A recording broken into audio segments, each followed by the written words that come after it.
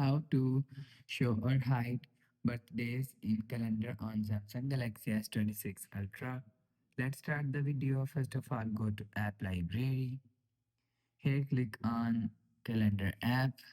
After click on calendar app, click on this tree line icon and click on scroll down and click on my phone and select contacts important dates. Scroll down and click on Google and click on birthdays. After click on birthdays, click on birthday. After click on birthday,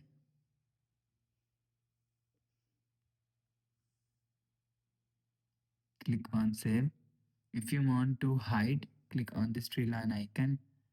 Scroll down and click on birthdays and you will see birthdays hide. After the process, go back to home screen. So that's how you can show or hide birthdays in calendar on Samsung Galaxy S26 Ultra. If you like the video, please subscribe. Thanks for watching.